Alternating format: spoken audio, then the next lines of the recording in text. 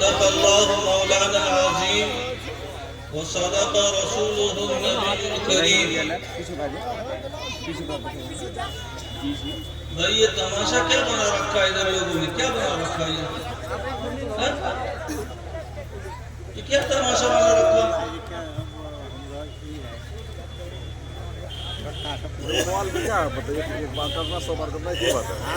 ابھی ہمارے برادر بزرگ حضرت مولانا شمشاد رحمانی صاحب نے اور اسی طرح ہمارے دوست، ہمارے ہم وطن، ہم علاقہ قاری شمشاد صاحب راہی ایک بات کہی. انہوں نے نثر میں کہی، انہوں نے نظم میں کہی کہ قرآن یہ جنت کا راستہ ہے. قرآن یہ جنت کا راستہ ہے. مطلب یہ ہے کہ اگر کوئی شخص قرآن پڑھے، قرآن پڑھائے، قرآن کے ساتھ اپنی محبت اور عشق کا رشتہ قائم کرے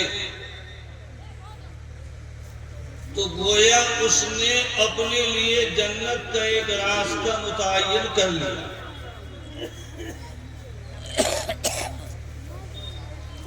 اور یہی بات اللہ عز و جل نے بیٹھو چلو بیٹھو بدتمیزی بند کرو، بات نکل لینا ہے. اور یہی بات اللہ تبارک و تعالی نے قرآن حکیم میں ارشاد فرمائی ہے. میں نے آیت کریمہ تلاوت کی، ان ھذا القرآن یہدی للتی ہی اقوم. یہ قرآن کریم کی اللہ تبارک و تعالی شان اور قرآن کریم کی اللہ تبارک و تعالی صفت بیان فرما رہے ہیں کہ یہ قرآن، یہ اللہ کا کلام، یہ اللہ کی کتاب یہدی للتی ہی اقوم، یہ ہدایت دیتا ہے، راستہ دکھلاتا ہے، وہ راہ بتاتا ہے جو راہ سیدھی ہے، جو راستہ سیدھا ہے. یہدی للتی ہی اقوم. حضرات علماء نے، حضرات مفسرین اور محققین نے اقوم کی جو تفسیر کی ہے، اقوم کا جو معنی بیان کیا ہے، اس میں تین باتیں آتی ہیں. تین باتیں کہ قرآن ایسا راستہ بتاتا ہے، ایسے راستے کا پتہ دیتا ہے جو راستہ انسان کو منزل سے بہت قریب کرنے والا ہے. کوئی انسان ہے، اس نے اپنے لیے کوئی منزل متعین کر لی. جیسے مثال کے طور پر پورنیہ جانا ہے، اس کو اپنی منزل متعین کر لی. اب پورنیہ جانے کے آپ کے بلگچھی سے کئی راستے ہو سکتے ہیں. میں ہوں تو گرچہ اس علاقے کا، لیکن مجھے ان راستوں کی خبر نہیں ہے. کئی راستے ہوں گے. ایک راستہ تو یہ ہائی وے والا ہے، اور ایک راستہ دائیں سے بھی گھوم کے جا سکتا ہے اور بایاں ہاتھ تک کے گھوم کے بھی جا سکتا ہے. تو پورنیہ تک جانے کے لیے کئی راستے ہو سکتے ہیں اور ہوتے ہیں، مگر ایسا راستہ کہ جس راستے پر آدمی چلے تو اس کی منزل بہت جلد اس کو مل جائے، وہ منزل سے قریب کرنے والا راستہ کہلاتا ہے. ایک تو یہ بات اس میں ہے، اور اسی کے ساتھ دوسری بات کہ وہ راستہ بہت آسان ہے. آسان راستے کا مطلب سیدھا راستہ. آسان راستے کا مطلب اس میں کوئی دشواری نہیں، کوئی دشواری نہیں، کسی طرح کی کوئی پریشانی نہیں ہے۔ آدمی اس راستے کو، راہگیر اس راستے کو پکڑ لے تو بلا کسی پریشانی کے، دقت کے اپنی منزل کو پہنچائے گا۔ وہ آسان راستہ ہے۔ اور تیسری چیز اس میں جو اہم بیان کی گئی، اقوم کے معنی میں کہ وہ راستہ پر امن ہے، بے خطر، بے خطر، اس میں چوری چھنتائی کا کوئی خطرہ نہیں۔ آدمی اس راستے سے جائے گا، اس کی جان محفوظ رہے گی، اس کی آبرو محفوظ رہے گی، اس کا اثاثہ اور اس کے اسباب، اس کا مال محفوظ رہے گا۔ کسی طرح کی کوئی دقت نہ اس کے مال میں، نہ اس کی جان میں، نہ اس کی آبرو اور عزت میں کوئی حملے نہیں ہوں گے۔ وہ راستہ پر امن راستہ ہے۔ تو اقدم کا مطلب یہ ہے کہ وہ تین باتوں کا مجموعہ، تین باتیں بیک وقت اس میں موجود، منزل سے قریب کرنے والا، اور وہ آسان، اور اسی کے ساتھ ساتھ وہ راستہ پر امن ہے، بے خطر۔ یہ راستے کے اوصاف ہیں، راستے کی یہ تعریف بیان کی جاتی ہے۔ اور آپ جانتے ہیں، ہر کوئی جانتا ہے، جسے بھی اللہ تعالیٰ نے شعور دی، آگہی دی، ذرہ برابر بھی اس کے اندر ہوشیاری موجود ہے، تو وہ اپنی منزل تک جانے کے لیے پرامن راستے ہی کا انتخاب کرتا، آسان راستے ہی کا انتخاب کرتا ہے، جس راستے سے چل کر وہ بہت جلد اپنی منزل کو پا لے گا، اسی راستے کو۔ پیچیدہ راستہ، پرخطر راستہ کوئی بھی عقل مند اور ہوشیار آدمی کبھی نہیں۔ اللہ تبارک و تعالیٰ نے جو مقدس کتاب کلام حکیم اتارا ہے، یہ کلام حکیم کی شان اللہ بیان فرماتے ہیں، ان ھذا القرآن یہدی للتی ہی اقوم، ایسے راستے کا پتہ بتاتا ہے، ایسی راہ کی رہنمائی کرتا ہے جس میں راستے کے بکمال ہونے کے لیے، باکمال ہونے کے لیے، خوبی والا راستہ ہونے کے لیے جتنی صفتیں درکار، وہ ساری صفتیں اس راستے میں موجود ہیں۔ اس راستے میں جس راستے کی رہنمائی اور جس راستے کا پتہ، جس راستے کی ہدایت یہ قرآن کرتا ہے۔ اور اسی کے ساتھ اللہ تبارک و تعالیٰ نے اس قرآن کریم کی ایک دوسری صفت اور بیان فرمائی، یبشر المؤمنین الذین یعملون الصالحات ان لهم اجرا کبیرا۔ ایمان والوں کو، اور کیسے ایمان والے کیسے ہوتے ہیں؟ کیا وہ ایمان والا کہلائے گا؟ یعنی وہ شخص ایمان والا کہلائے گا جو دن میں 100 بولی بولے تو 101 جھوٹ بولے؟ 100 بولی بول رہا ہے جس میں 101 جھوٹ، اٹھتے بیٹھتے، سوتے جاگتے، تنہائی میں ہو، مجلس میں ہو،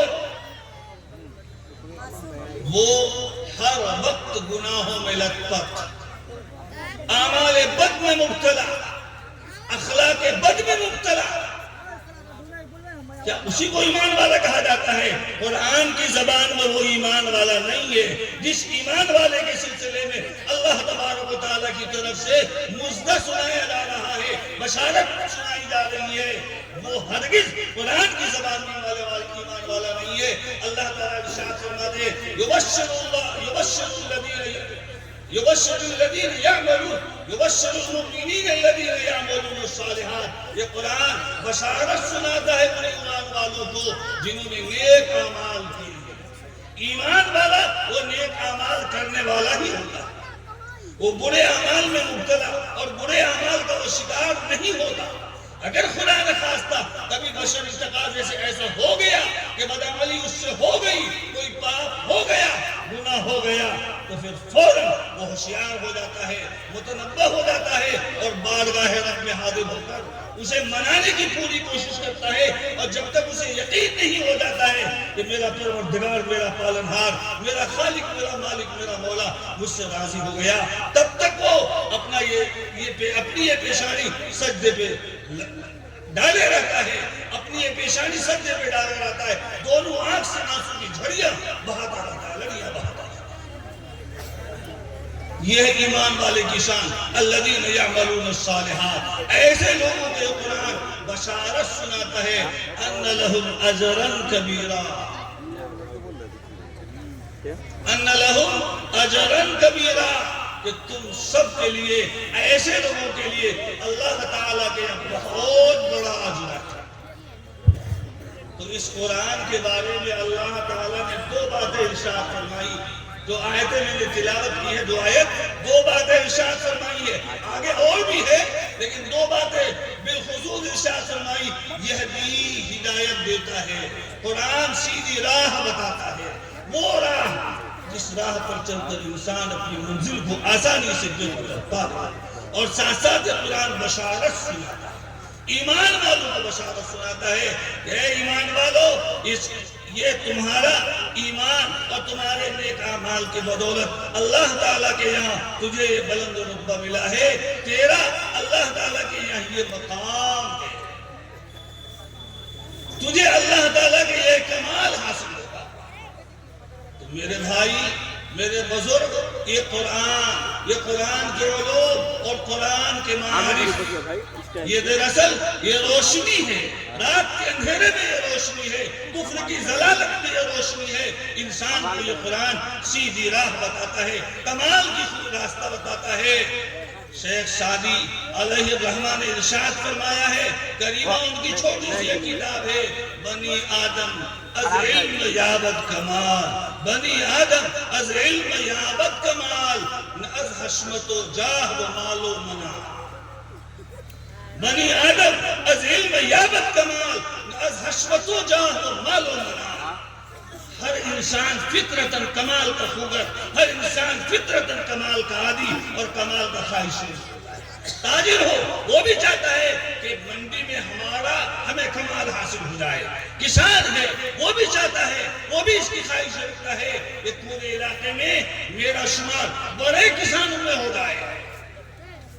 ملازمت پیشہ جو ہوتا ہے وہ بھی اپنا کمال چاہتا ہے، ہر کوئی جو جس پلیٹ فارم کا ہے اس پلیٹ فارم میں کمال کا طالب اور کمال کا خواہش مند ہوتا ہے۔ مگر یاد رکھیں میرے بزرگوں، میرے بھائیوں، ہر کمال جسے ہم چاہتے ہیں، جس کی ہم خواہش کرتے ہیں، یہ کمال اللہ کے یہاں بھی کمال ہے کہ نہیں ہے، وہ سوچنے کی جا۔ یاد رکھنا چاہیے کہ اللہ تعالیٰ کے یہاں کمال جو مطلوب ہے، جسے اللہ کے یہاں کمال قرار دیا جائے گا، گردانا جائے گا، وہ کمال وہی ہے، اسی کو کمال کہا جائے گا جو آپ کے ان بچوں کی شکل میں یہاں اس وقت دیکھ رہے ہیں موجود دکھائی دے رہا ہے،